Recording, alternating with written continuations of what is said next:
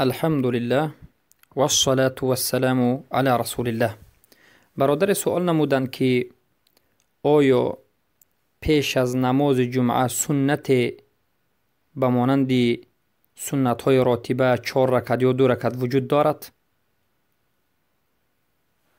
بارک الله فیکم. البته پیش از نماز جمعه سنت راتبه وجود ندارد، نه 2 رکعت و نه 4 رکعت. و امروزه همه سنت های 4 رکعته که بعد از اذان اول همه میخیزند و میخوانند، این در سنت وجود ندارد و این بدعت است. چرا که رسول اکرم صلی الله علیه و سلم یگان بار این نمودی نماز را نخوانده اند و یگان نفر از صحابه این نمودی نماز را همچون 4 رکعت سنتی پیش از نماز جمعه نخوانده اند.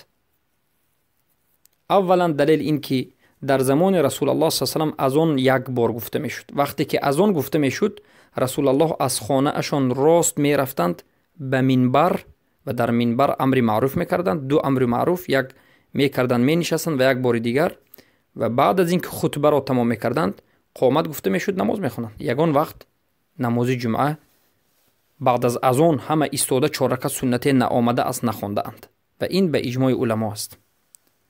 و این چنین صحابگان بعد از اینکه اذان نماز جمعه گفته میشد همه اشان خطبه رسول الله را گوش میکردند. پس این اذان دومی که پیدا شده است و اذان اول گفته می شود همه 4 رکعت نماز میخوانند، بعد از این اذان دوم گفته می شود، این اذان دوم در زمان عثمان ابن عفان رضی الله عنه به وجود آمده است و البته این بدعت نیست، این برای مصلحه به وجود آمده است. از سبب اینکه شهر مدینه کلان می شود، بزرگ می شود، پیشکی اذان را میگفتند همه می اومد، بعد از این اذان میگفتند خطبه میکردند. اما بعد از این اذان دوم، اذان اول هم مخصوص همه خسته 4 رکعت نماز سنت نمیخوندند. منهج صحیح این که وقتی که صحابگان به مسجد روز جمعه می اومدند تا وقت خطبه رسول اکرم صلی الله علیه و سلم هر کس هر خیل به قدر استطاعتش نماز میخوند. بعضی ها بر وقتتر به مسجد می اومد، بسیارتر نماز میخوند، از 4 رکعت هم زیادتر، و بعضی ها چخیلی که رواج ده است 8 رکعت میخوندند و بعضی ها 2 رکعت و بعضی ها 4 رکعت. یعنی این نه همچون نماز سنتی پیش از جمعه، بلکه این نماز نفلی که هر وقتی که شما به نماز به مسجد رفتید و پیش از نماز رفتید میخونید. مثلا به نماز عصر به مسجد رفتید، 20 دقیقه پیش از وقت نماز عصر رفتید، شما میتونید که نماز نفل خونید. 2 رکعت، 4 رکعت، 6 رکعت فرق ندارد. و این نماز صحابگان هم به همین خاطر بود، نه همچون سنتی پیش از نماز جمعه. بارک الله فیکم. پس قول راجح این است که پیش از نماز جمعه سنت راتبه 4 رکعت که امروز هست وجود ندارد، نه 2 رکعت نه 4 رکعت. بلکه روز جمعه وقتی که شما برادران و خواهران موحدان به مسجد رفتید، اولا 2 رکعت تحیات مسجد را خوانید.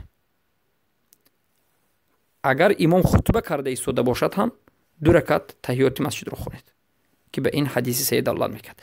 و بعد از این اگر در حالت خطبه امام رفته باشد میشینید و هیچ سنتی نیست. اما اگر پیش از خطبه رفته باشید، مثلا در ساعت 11 10 بر وقت 1 ساعت پیش از نماز جمعه 2 رکعت تحیات مسجد میخونید و اگر اقتدا به صحابگان بکنید باز یک 2 رکعت یا 4 رکعت یا 6 رکعت نماز نفل خوانید، خوب است. اگر نخوانید و شینید ذکر کنید قرآن خوانید هم باکی ندارد.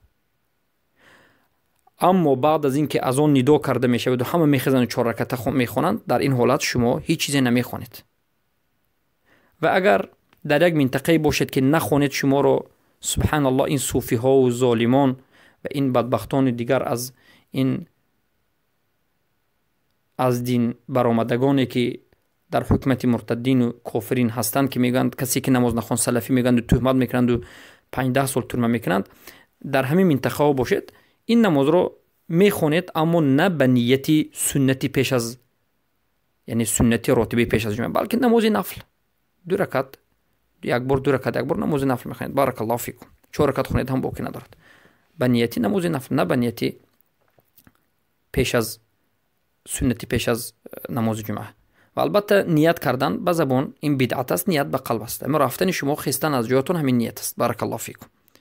اما سنتی بعد از نماز جمعه ثابت شده است به حدیث صحیح که رسول اکرم صلی الله علیه و سلم اگر در مسجد سنتی بعد از نماز جمعه را خوانند 4 رکعت میخواندند و اگر در خانه شان خوانند 2 رکعت میخواندند. و بعضی از علمای اهل سنت و الجماعت، علمای معاصر گفتند که هر دوش را جمع کنید هم جایز است، 6 رکعت خوانید هم جایز است.